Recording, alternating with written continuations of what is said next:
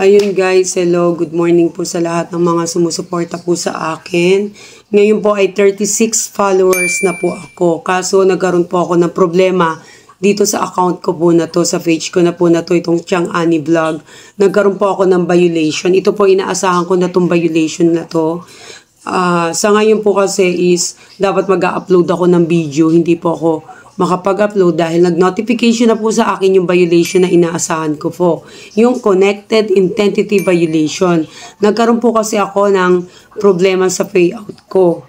Na need ko ngayong magpasa ng mga document doon sa payout ko dahil nga kung kailan ako sa sahod, saka ngayon na nagka-problema ako ng ganitong violation. Ngayon, ayon dun sa mga na-search ko, nabasa ko, kailangan ko magpasa ng mga documents na mag-email sa kanila ng mga documents na kailangan ko patunayan na ako yung may-ari ng page na to.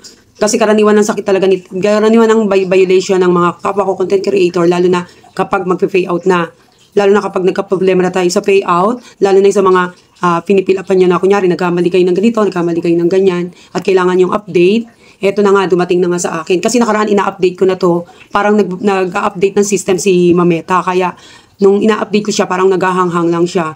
Ngayon, ang kailangan ko, mag-email na ako dun sa support inbox. Kaya ngayon, habang nire-resolve ako muna tong violation ko, hindi muna ako siguro mag-upload ng mga content ko. Mag-upload muna ako ng mga, siguro yung mga pictures lang, mag-update lang ako ng kahit sigurong reel sa isang araw, pero hindi mo na siguro mag-content kasi nga, hindi ko alam kailang mababalik tong monetization tools ko kasi talaga, kapag kasi may violation, hindi talaga mag-earning. Sayang naman kung mag-upload tayo tas wala naman ding earning. Bakit mag-upload pa ako ng content? Sayang lang din yung paghihirap ko. Sa totoo lang, napakadami talagang pinagdadaanan ng mga kapwa content creator ko, lalo na pagka may ganyang mga violation. Yung talaga yung iniingatan ko. Isipin mo, sobrang ingat na ako dito sa account ko. Nagkaroon pa ako ng violation. Pero yun, inaasahan ko na talaga yung violation na yun. Kasi nga nagka-problema talaga ako dun sa fill up ng payout ko. Ngayon, hindi ko lang talaga siya na-update. Kasi kahit i-update ko nga, ayaw nung system nung mag-update. Yung pala, kailangan kong magpasa ng mga documents. Ngayon, kapag nagpasa ka ng mga documents, hindi mo alam kung talagang agad ma-resolve yun. Kaya hindi ko alam kung 1 week or 2 weeks or 1 month aabutin yung iba. Ayon sa mga na-research ko, umaabot pa ng 4 months, 5 months. Wag naman sana, kaya pinagpipray ko na maging okay uli itong account ko. Sana ipag-pray nyo ako na maging okay uli itong yung account ko. At bala ko nga gumawa uli ng panibagong backup na account. Dapat pala may backup account tayo para kung sakaling magka-violation, yung backup account yung gagamitin mo. Kaso nga talaga, di ba, ang hirap talagang, kumbaga yung pinagdaanan ko talaga dito sa page ko na to, ang tagal, bago ako na-monetize, tapos nung na-monetize naman ako, eto naman. Dapat pala, naging aral na sa akin ngayon yung kailangan talaga, bago kayo mag-set up ng monetization tools nyo, kapag monetize na kayo, i-check nyo maigi yung mga details na pinipil-upan nyo, lalo-lalo na sa payout, sa mga, sa mga description nyo, kailangan i-check nyo talaga yun. Tingnan nyo, nagka-problema ako. Sana maintindihan nyo ako kung bakit hindi muna ako mag-upload ng mga content ngayon. Guys, kukunin ko na rin yung pagkakataon na ito para magpasalamat sa lahat ng mga sumuporta sa akin, lalo na dito sa ngayon 36 followers na ako. Hindi biro yung paano ko naabot tong 36 followers na to, kasi talagang pinaghirapan ko yon, ginawa ko yung mga content ko, inedit ko yon, talagang puyat.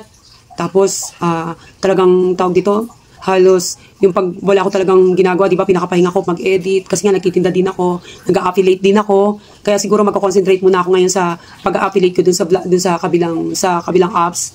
Yun muna siguro ang gagawin ko, pero mag-update pa rin ako dito sa page ko, saka baka bala kong gumawa ng panibagong backup page ko na gaya ng ginagawa ng ibang content creator, kasi nga dahil nga siguro talagang pinagdadaanan talaga to. Diyos ko, kumbaga hindi ko talaga maiisip, siguro talagang trial sa akin to. Ang hirap kung kailan sasahod na ako. Diyos mio, Marimar. Ano ba yan? Sana po masupport niyo pa rin ako. Kaya maraming salamat po sa lahat ng mga sumusuporta sa akin dyan. Lubos ako nagpapasalamat. Mega shoutout sa inyong lahat. At syempre, andyan lang kailangan ko lang din talagang, Diyos ko, puro pray na ginagawa ko. Pray talagang, kumbaga, pinaghirapan ko talaga to eh. Kaya hindi ko talaga alam. Sana nga maayos ko tong account ko na to. Kung hindi, mag-aantay pa rin ako kasi hindi biro tong ginawa ko. Hindi biro itong account ko na to, kung paano ko naparami yung followers ko. Pinaghirapan ko talaga to. Pero ngayon, gagawa ko ng backup ko gaya ng ginagawa ng iba. Kaya sana supportaan niyo pa rin ako kahit gawin ko yung pangalawang account ko. Diyos ko po. Kaya guys, hanggang dito na lang kasi nga kakatapos ko lang mag-edit, tapos dumating yung notification. Diyos ko po, para akong binuhusan ng malamig na tubig. Bahala na, laban lang, di ba? Ganyan naman yun. Ang tagal ko na dito sa pagre-reels eh. Kumbaga, ano na to siguro eh, pagsubok na to sa akin eh. Kumbaga, pero hindi pa rin ako magpapabaya kasi meron naman din akong isang platform na pinagkakakitaan ko din. Yung pag-a-affiliate ko nga, siguro i-continue ko uli yun. Kasi continue naman yun, pero mas nag-more on dito ko talaga sa content. Kasi nga nag-enjoy ako dun sa pagko-content. Talagang, dito ako nag-boom yung pagko-content na to. Ngayon, bahala na. Basta mag-upload pa rin ako pa isa-isa siguro. Kailangan din kasi natin kahit na may violation ka, kailangan mo din mag-update dito kay Meta. Kasi pag hindi ka nag-update na, hindi ka nag-upload, baka ma-demonetize naman ako. Hindi naman kasi ko monetize pa rin ako. Kaso hindi lang nag-earning yung mga video ko kasi nga may violation ako. Ngayon, ang gagawin ko, habang hindi pa bumabalik yung tools ko, i-resolve ko na yon. Habang nire-resolve ko na, siguro mag-update na lang po ako ng mga features of video. Basta po, update na lang muna po ako. Kaya maraming salamat po. Sana masolve ko po ito.